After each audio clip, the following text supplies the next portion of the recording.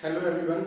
तो हम कर रहे थे क्लास 9th का chapter 4 concept structure of atom. First video में हमने एटम के बारे में पढ़ लिया कि एटम क्या होते हैं।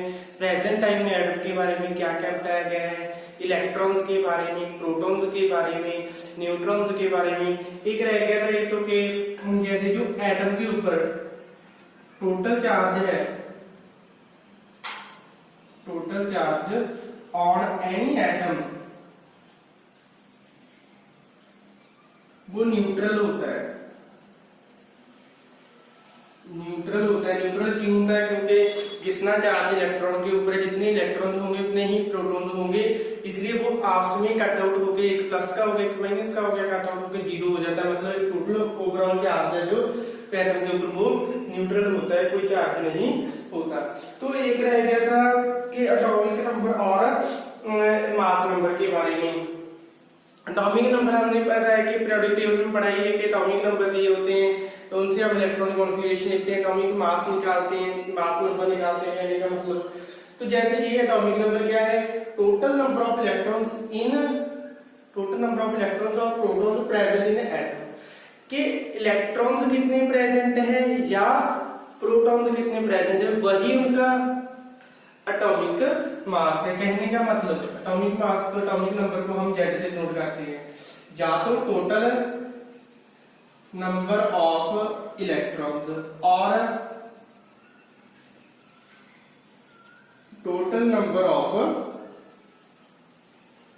प्रोटॉन्स। कि टोटल नंबर ऑफ इलेक्ट्रॉन्स कितने हैं, टोटल नंबर ऑफ प्रोटॉन्स कितने हैं, तो वही उसका एटॉमिक नंबर है। मैंने बताया था कि जैसे ये गोल स्फीयर है, ये एटम है, इसमें क्या है? इलेक्ट्रॉन्स हैं और प्रोटॉन्स हैं। इलेक्ट्रॉन्स है, प्रोटॉन्स है। इसमें ना इलेक्ट्रॉन बाहर रिवॉल्व करते हैं, कहने का मतलब प्रोटॉन्स अंदर होते हैं न्यूक्लियस के, ठीक है, इलेक्ट्रॉन यहाँ ट्रैवल करते हैं। तो यही है कि कितने इलेक्ट्रॉन्स हैं और कितने प्रोटॉन्स हैं, इसी पर डिपेंड करता है कि उसका एटॉमिक नंबर। वैसे ही मास नंबर क्या है? The sum total of number of protons and that of neutrons. क्या है? मास नंबर को हम ए से नोट कर सकते हैं, टोटल नंबर ऑफ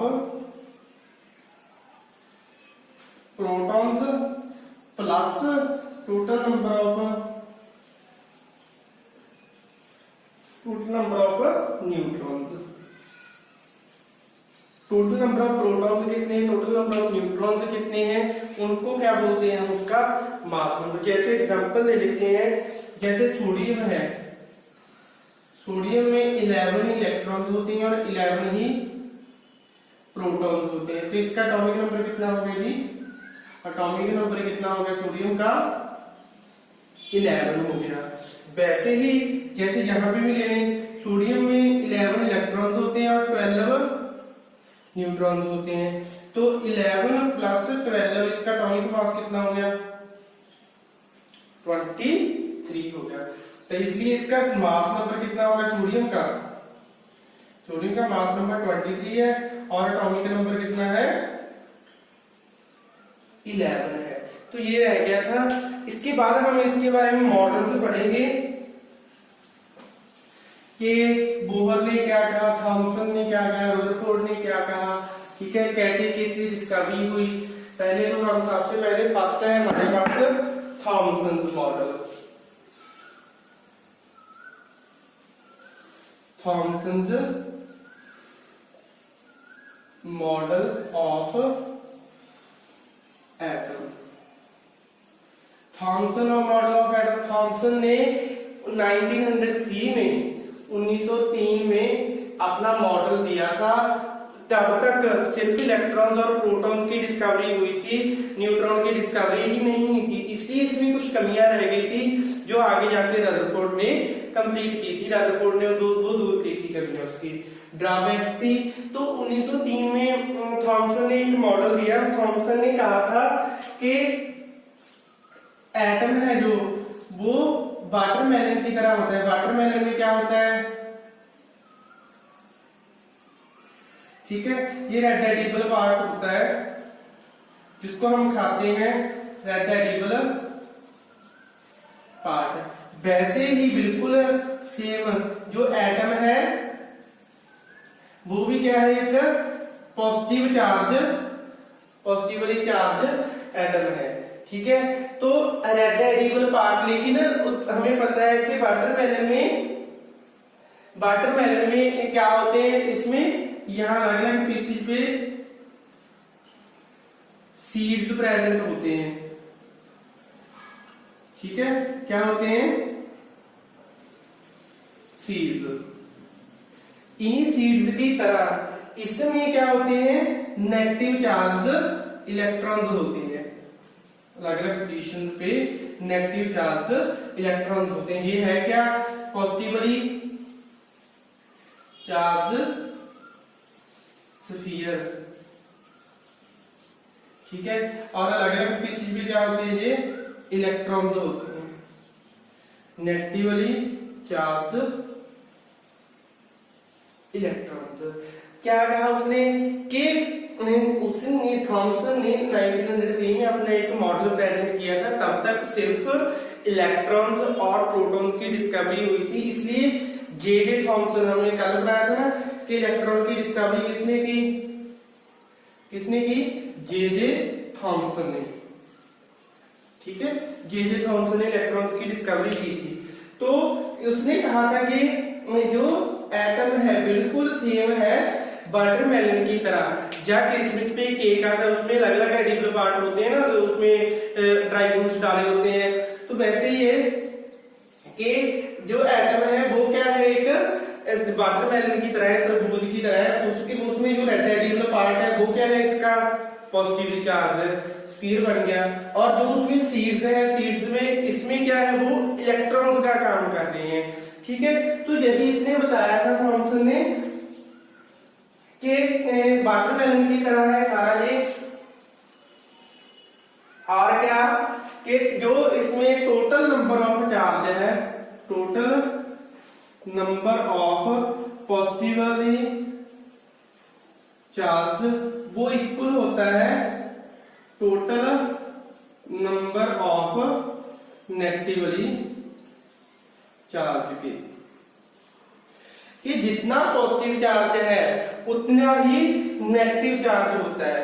इसलिए हम क्या कह सकते हैं यहां से कि जो एटम है वो क्या है, एटम्स आर इलेक्ट्रिकली न्यूट्रल। कि एटम है जो इलेक्ट्रिकली न्यूट्रल होती है, एटम के ऊपर अपना कोई चार्ज नहीं होता। अपना कोई चार्ज क्यों नहीं होता, क्योंकि जितने पॉजिटिव चार्ज हैं उतने ही उसमें नेगेटिव चार्ज है, दोनों क्या हो जाते हैं, हमें पता है जैसे मैथ में करते हैं कि एक प्लस का हो, जैसे प्लस का 12 हो गया, साथ में माइनस का 12 आपस में कट होकर क्या रह जाता है, 0 रह जाता है। वैसे ही यहाँ पे कि जितने पॉजिटिव चार्ज है उतने ही नेगेटिव चार्ज होंगे, प्लस माइनस हो जाएगा 0। तो जो इलेक्ट्रिकली न्यूट्रल होता है एटम है, जो एटम के ऊपर ओवरऑल चार्ज है जो वो न्यूट्रल होता है।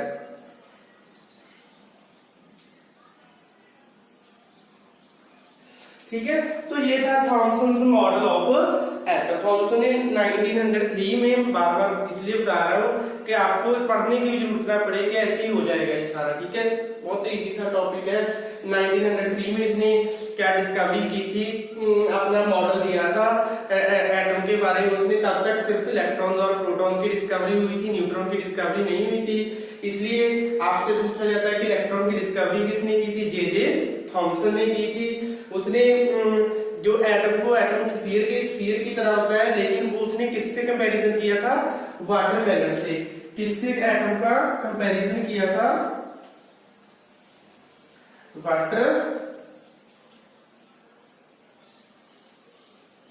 वाटरमेलन से। ठीक है, वाटरमेलन से कंपैरिजन किया था कि जो सीड्स है वो इलेक्ट्रॉन्स है और जो रेड एडिबल पार्ट है वो उसका पॉजिटिवली चार्ज स्फीयर। तो ये था, इसमें कुछ कमियां रह गई थी क्योंकि तब तक न्यूट्रॉन की डिस्कवरी नहीं हुई थी। जो आगे जाके रदरफोर्ड ने जो कमियां वो उसकी ड्रॉबैक से वो दूर की थी कि कैसे जो इलेक्ट्रॉन कैसे रोटेट करते हैं, ठीक है, मूव करते हैं, कि जहां से जहां तक कैसे मूव करते हैं, हो सकते हैं ऐसे चले जाएं, नीचे चले जाएं, वापस चले जाएं। सारा कुछ रुद्रकोट ने बताया था, कैसे वो हम नेक्स्ट क्लास में पढ़ेंगे, नेक्स्ट वीडियो में पढ़ेंगे। तब तक के लिए इस वीडियो को अच्छे से देख लें, टॉपिक को अपना अच्छे से समझ लें। वीडियो को लाइक और कमेंट कर दें, चैनल को ज्यादा से ज्यादा सब्सक्राइब भी करें। Thank you.